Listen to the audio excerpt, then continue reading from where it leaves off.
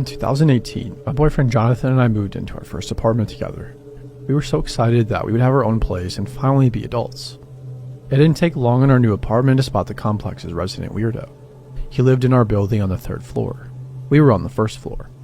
He was late 50s, early 60s, and had a face that seemed to lack all emotion. He drove an incredibly rusty old truck and would go outside to feed the wild cats in the area every day. He seemed harmless. Weird, but harmless. One day, Jonathan and I get back home after work and he is outside, standing beside his truck. His eyes are glued to us and shivers run down my spine. Jonathan tells me that he doesn't want to get out of the car because he's kind of freaked out. I don't want to let him know that I'm on edge too, so I reassure him that we're in the open and it's daylight, and nothing bad is going to happen. We get out of the car and I open the trunk to get my backpack because I was planning on grading my students' vocabulary quizzes. And when I close the trunk and look up, the creepy old man is right in front of me. His eyes are wide as if he just saw something that unnerved him. I jump and say, "Oh, I'm sorry. You scared me. Is everything okay?" "No, it's not," he responds. "That woman that just moved into the 4th floor is such a jerk, right?" His voice reminds me of one I've heard before, but I couldn't put my finger on it. "Well, sir, I haven't actually met her. Is there... She called the office about these cats, and now they're going to call animal control on them." "Oh, wow, I'm sorry to hear that," I said. "Yeah, I just figured you guys might feel the same way. This place is horrible, and they've gone to shit in the past year." He puts his hand up to his mouth as if he's about to tell us a secret. "I used to work for them, you know. I'd open and close up the pools and clean up a bit around the property. But they fired me a few months back, once they found out about my lifestyle." "They don't get our lifestyle," he says, moving his finger around to point at himself, Jonathan and I. I assume that he meant because we are gay men, but even now I'm not entirely sure. "Damn, that's messed up," Jonathan says, trying to edge his way closer to the apartment door. "Yeah, they're just a bunch of horrible people, and I hope the new person hears that," he said. And at this point, I realize where I've heard his voice before. The A Nightmare on Elm Street films. He sounded just like Freddy Krueger. Jonathan says, "Well, I hope it's not too bad. I start working there on Monday." "Well, good luck. Try to keep your personal business quiet, otherwise you might be out of a job. Just don't turn into one of those weirdos or karma may come back to get you," the old man said, laughing to himself. Jonathan and I nervously laugh as well. "Well, good luck with the cats. We'll see you around," I say, putting my hand on Jonathan's lower back and lightly pushing him toward our apartment. "Alright guys, nice talking to you," he said, still laughing to himself. Although it was more creepy than joyous. It reminded me of the Joker from Batman, kind of. A maniacal kind of laugh. So a month passes and we see the old man occasionally. The cats were still there, so we figured things worked out for him. However, we haven't had another conversation with him, thankfully. Jonathan managed to keep his job at the office, where there was not a trace of homophobia, and that's when he heard the news. "Evicted?" I asked Jonathan when he came home from work one day. "Why are they evicting him?" "Well, my boss says that the office receives harassing calls from him on a weekly basis. Even some other tenants have reported being harassed by him." "I mean, yeah, he's pretty creepy, but is that enough to evict him?" "I guess so. They gave him a week to get all of his stuff and move." A week later, Jonathan was at the office and the old man came in to return his keys. Jonathan was at the front desk and had already phoned for the manager, but the old man started whispering things under his breath. "Dude, you gotta get out of here. These people are evil. All of them. Get out." The manager comes in, grabs the keys, and escorts the creepy old man out of the building. A week went by and we hadn't seen any trace of the old man. Jonathan and I are watching TV around 12 a.m. one night when I hear a knock at the door. I pause the show, thinking that it may be a neighbor complaining that our TV is too loud. I look through our peephole to see the creepy old man staring at me through the peephole. A smile covers his face, but it's unnatural. I've never seen a smile so big in my life, and it makes my whole body run cold. I start to stumble back from the door. Jonathan sees that I'm pale with fear. "Babe, what's wrong?" he whispers. "It's the old man," I whisper, with tears welling up in my eyes. Jonathan gets off of the couch and stands behind me. We're both facing the door. The man knocks again and it startles me back to reality. I start walking to the kitchen and I grab all of the knives that I can. I tell Jonathan to go into the bathroom, which is the only room without a window, and call the police. I start to walk to the bathroom too when I hear keys start jangling against our door. I look back to find that the security bolt was not folded against the door. This works like a hotel room security bolt where someone can use a key to open the deadbolt, but as long as the security bolt is across the door, it won't open fully.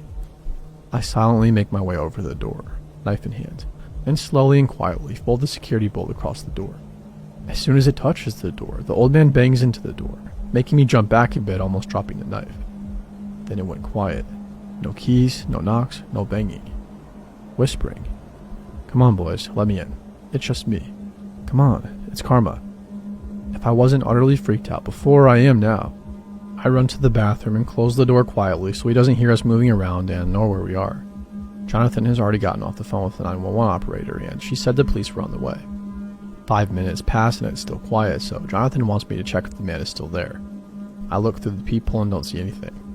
I sigh with relief, but then I think to check the parking lot to see if his truck is there.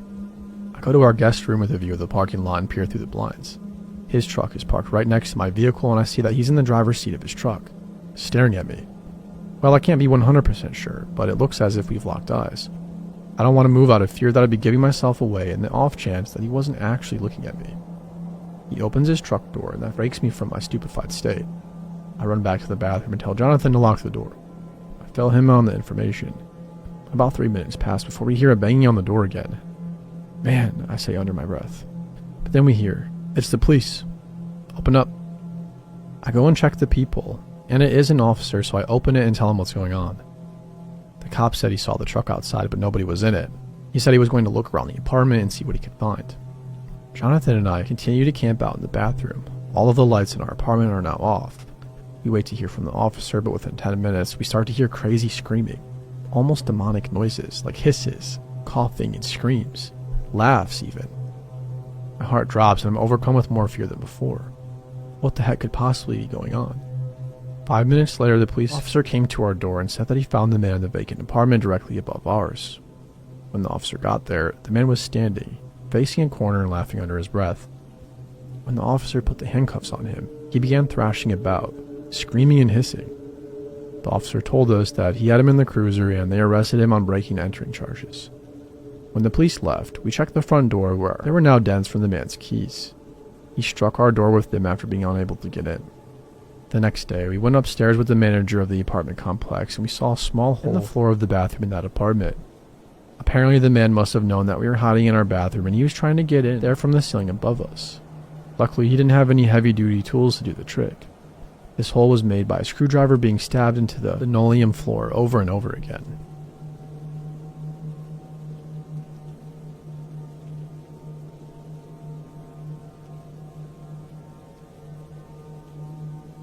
I work for a small technical consulting firm. We have about 10 employees and the 2 owners. Most of us are usually on site with clients full-time. In some cases, though, we have in-house work jobs that require us to work at the home office. My last off-site gig ended and I had to go to the home office. The home office is a gorgeous, completely updated building 50 miles out of the city in farm country, set about a mile back on a huge hill with a long driveway, which is the only way in and out. The building is mostly glass and the parking lot is right behind the building, so I can literally turn around and see my car from where I sit. The office overlooks that driveway, so we can see anyone driving up, mostly delivery guys. At first, it was really peaceful being out here. I'm an early bird, so it was a pleasant drive out in farm country. I didn't have to lock my doors like I did when I worked downtown. I could gaze out my window at gorgeous green fields, but it could get lonely. Which is why when UPS would show up with a package, I'd jump up to meet the delivery guy at the door. Point being, I was hyper aware of when people showed up there and who was there. Some days I would be the only person in the office. Some days there were 3 or 4 other coworkers in between assignments or working on short in-house work. One morning, it was just me and one other coworker here. This particular coworker and I would walk down the long driveway and back once a day to get some steps in.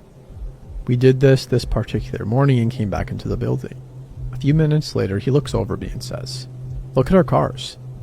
We had only just walked past our cars a few minutes prior. Now all of the doors to our vehicles were open, all 4 doors on each of our vehicles. I hadn't heard a thing. No one had come up in the driveway. The nearest farm was 12 miles away. My coworker couldn't have done it. He was sitting about 10 feet away from me the entire time. Somebody had walked through miles of cornfields just to mess with our cars. Nothing had been stolen and my coworker had even left his iPad on his front seat. We looked around, closed the car doors, locked them, and went back into the building, locking the building even. I lock my car doors now always, and the door of the building is always locked whether I'm here alone or not.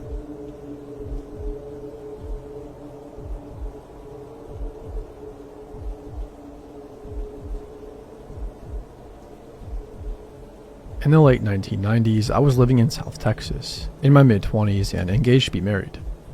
I went to cosmetology school to get a certificate as a nail technician, attending classes at a local beauty school for a 2-month or so long course. At the time that I began classes, I was the only Anglo there. Aside from me and one black woman, everyone else was Hispanic, including Batman, even though he denied it. If he had a name other than Batman, I never knew it. Batman was crazy and schizophrenic and believed that he was Bruce Wayne, also known as, you guessed it, Batman. I was never sure exactly why Batman was there, but he was a fixture of sorts at the school. He was in his early 30s, obviously deeply, scarily mentally unbalanced and desperate for female attention. The teachers and administrator took complete advantage of Batman's problems and personality and used him as sort of a gopher when they wanted something. I once saw him run at a dead sprint at the height of a Texas summer day to the Dairy Queen 4 blocks away just to get to admin and Blizzard. He hung around all day long, creeping all over everyone, and I became his favorite target. For as long as I was there, the teachers would tease Batman about his crush on me, saying he really likes white girls. They would sneer, giggling. Batman began to stop creeping so much on the other students and would stand by my table and entertain me with the intricacies of his delusions. He may have been schizophrenic. In any case, he heard voices. The loudest voice belonged to the Colonel, and apparently talked non-stop about killing people. He told me in great detail about how he was really Bruce Wayne and his stupid parents were just fakes, secret agents who were working against him. I really wanted to bring up that the fictional Batman's parents were dead, but I didn't want to show interest in any of his stuff for fear I might wake up with him skinning me some night. As I got closer to graduating, he got scarier. My fiancé used to pick me up after class was over, and Batman became very hostile but never made a move or said anything to him. Mainly because of my then fiancé, now husband, is really tall and looks like a biker. I got married while attending classes there, and the day before the wedding, my fiancé came in, and while he intended to get a crew cut, there was a miscommunication and the girl ended up shaving his head with no guard on the clippers. The next time I saw Batman, he had shaved his head too. It was terrifying. Even if it hadn't been creepy because I knew he'd done it after he'd seen my fiancé's hair, it also made him look disturbingly 10 times more insane. The teachers were still less than helpful. Asking them to please keep Batman away from me because he made me uncomfortable just made them tell him that I shouldn't have gotten married and that he needed to step up and make me see how much he loved me. I had to believe that they didn't actually mean me any harm and didn't really understand just how unbalanced and possibly dangerous this guy could be. They didn't understand that this was probably the worst possible thing they could have said. They just wanted to stand back and laugh while I squirmed under Batman's creepy attentions. My last day, I was thrilled to be graduating. I'd hated to come to school, not just because of Batman, but I was desperate to be free of the cool girls clique in high school, atmosphere too. The teachers really leaned on teasing Batman that day. "She's leaving, you know. I'll never see her again, Batman. You better do something."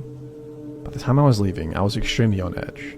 He hung on to me like a tick you just can't get at to remove.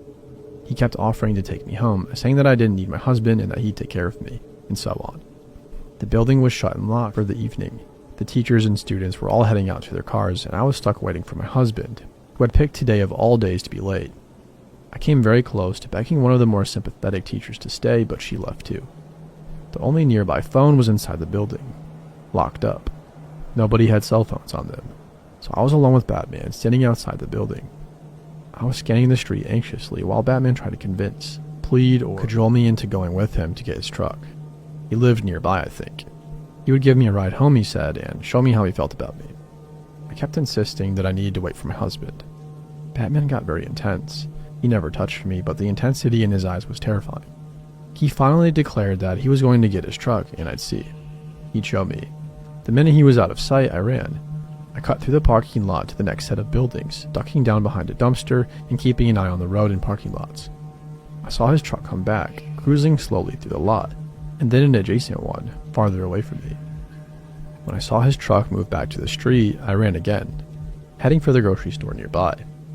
I remember standing in front of the store, buffeted by the waves of people going in and out and the blast of cold air when the doors opened, shaking and terrified.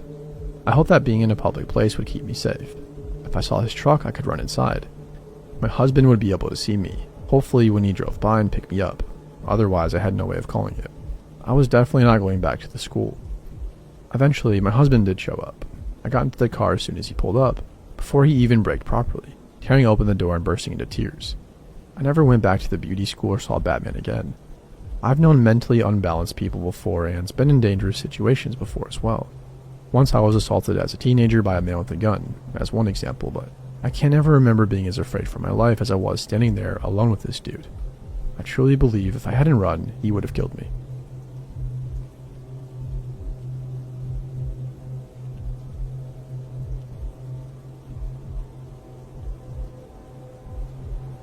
I never tell anyone this story, but reading all the stories on here, I feel like I need to post about it. Because of this, I don't go on walks alone or even with friends unless it's in a very public place. But even then, I'm still paranoid. That being said, my friend's family had just moved to a new town about 15 minutes from where I lived. It was a complete ghost town, with one tiny grocery store, post office, and a school. This town was so secluded and quiet that I rarely ever saw cars drive by. One night, as we were unpacking boxes, we heard a knock at the door. It was a big, tall man with a shotgun in his hands. Being from Oklahoma, this could mean you're either meeting your average country neighbor or it's actually someone wanting to harm us. Turns out, it was just a country dude coming to introduce himself. He told my friend's mom about the lack of police and how everyone tends to carry their own guns in order to protect themselves, because the police are usually no help and like 15 minutes away at least. He also talked about how these areas can be dangerous and that my friend's mom should keep a gun with her. At this time, I was 13 years old, and knowing this information, you would think I would simply stay my ass inside and not wander the streets of this dangerous hillbilly ghost town. But I did. There was no service, no cable, and nothing to do but go outside. We would walk to the store and get snacks and walk to the school and play on the playgrounds. The majority of the time, we wouldn't see a single car or person, but the same clerk in the grocery store on every walk we took. There was a day my dad had brought me to her house, and right off the bat we walked to the park. That day I was sick to my stomach, but I was so eager to go see my friend I went anyways. I had a terrible feeling, and now that I'm older and have experienced bad anxiety, I can now say that day I was experiencing some pretty bad anxiety, and I didn't know why I felt that way.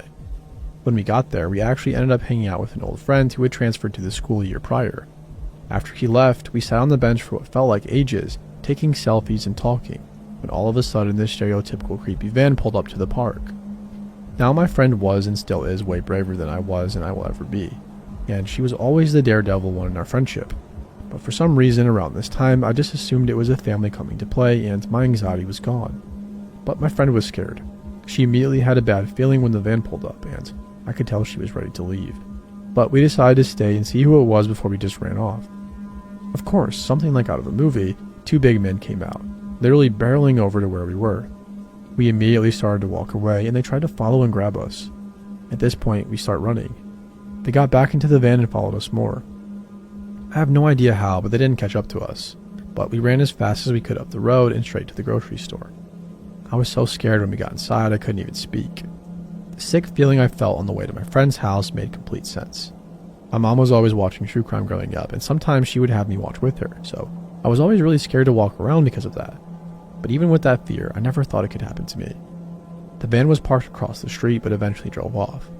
We walked home with no way to call anyone, thinking they could be waiting for us around the corner, with absolutely no one around. It was the scariest day of my life. I didn't tell anyone for years, which was stupid of me, but at 13 years old, I didn't know what to do. I'm turning 21 soon, and this story still keeps me up at night sometimes. I can't help but imagine what would have happened if they captured me and my friends, where we would have gone and what would have happened to us.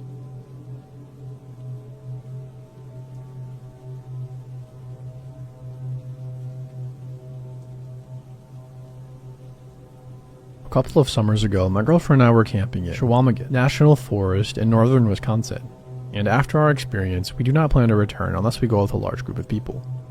My girlfriend and I are from Chicago, so northern Wisconsin was our go-to place for R&R. We've done a number of hiking trips in northern Wisconsin and in the UP, but never to this area. We are not backpacking experts by any means, but we have been to a number of national parks and have been out hiking and exploring when we can find time away from work. We love getting away from people and relaxing in nature, but this trip made us appreciate the presence of other people around us in unfamiliar places. Our plan was to hike to a remote section of the North Country Trail. The North Country Trail is a national scenic trail, like the Appalachian Trail, but it gets much less use. In some parts of northern Wisconsin, the trail is very remote, and the only access is via logging roads. We plan to hike 15 miles along the trail to a backpack shelter, spend the night, and hike back to the car the following day. We spent the night at a friend's house in Wausau, and we set out early the next day to the trailhead. As we entered the national forest boundary, we were captivated by the beauty of the thick green forests. I drove slowly along the gravel logging roads as we made our way to our parking spot. While we were driving to the trailhead, we passed a couple of people standing next to a parked truck on the side of the road. They appeared to be hillbillies, if you will, as they had a rusted-out, bunged-up pickup truck, complete with Confederate bumper stickers. As we drove past, I waved, and they started staring back without returning the greeting. Friendly people, I thought to myself. After we passed them, I looked in the rearview mirror and saw that they were still staring at us. And before we rounded a bend, I glanced back into the mirror again and saw them watching us through the haze of the road dust. My girlfriend and I joked about the up north people, but we didn't think anything of the encounter really. Aside from those people, we didn't encounter anyone else on the remote logging roads within the national forest boundary.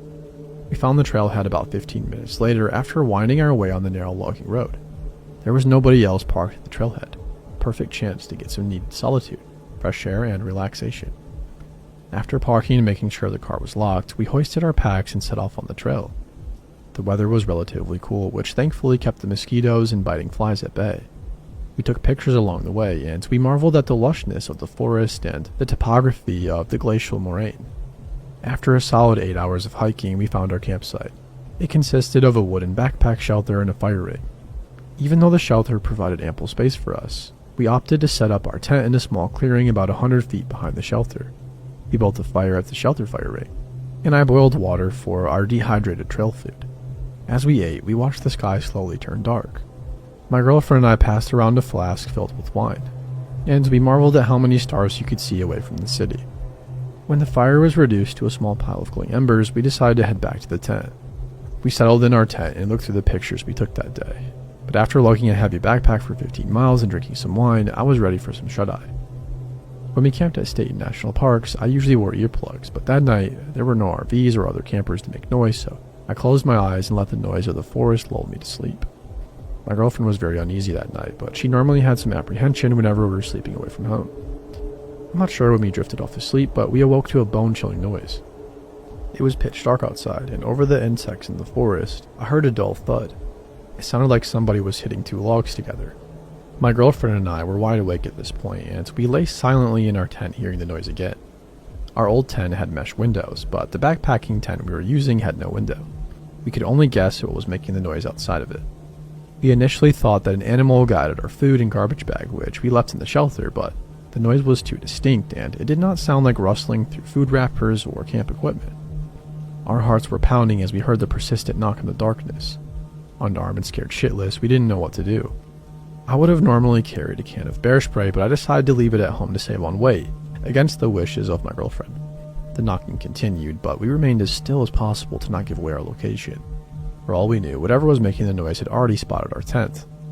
After what seemed like an eternity, the knocking sound ceased. We lay in complete silence with only the dull buzz of the insects in the background. Then we heard it. Leaves rustling, a branch breaking, and voices. We heard low talking in the distance. We could not make out what was being said, but it sounded like a couple of people talking in the distance. The voices continued for a bit, but to our relief, the voices didn't seem to be getting louder. Whoever was out there did not spot the tent or decided to leave us alone. We sat in our tent for the rest of the night, adrenaline surging through our veins. At the first light, we slowly got out of the tent. I looked around in all directions to see if anyone was out there, but I only saw the forest and backpack shelter. We quickly rolled up our sleeping bags and camp pads and put our tent away. When we got to the shelter, my girlfriend screamed in horror. At the entrance to the shelter, the food was freshly cut. The word kill was cut into the shelter wall, and there were a number of axe and knife cuts where somebody was chopping at the wall. I looked at the ground and saw a scattering of fresh wood splinters. After grabbing our food supply and garbage bag, we got the heck out of there. We were nearly jogging with our gear as we made our way back to the car. I kept glancing back over my shoulder and gazing out through the woods to see if anybody was following us.